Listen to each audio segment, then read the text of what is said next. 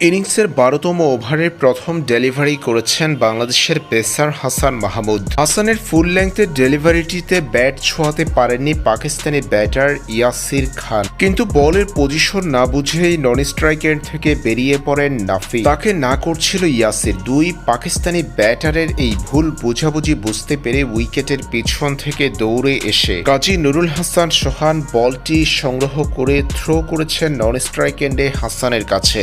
সেই বল ধরে প্রতিপক্ষ ব্যাটার ক্রিজ ছোঁয়ার আগেই স্টাম্প ভাঙলেন হাসান মাহমুদ। তাতেই মেজাজ হারিয়েছেন পাকিস্তানি ব্যাটার নাফি, ব্যাট ছুঁড়ে ফেললেন মাঠেই। এই ঘটনা বেশ হাস্যরসের জন্ম দিয়েছে।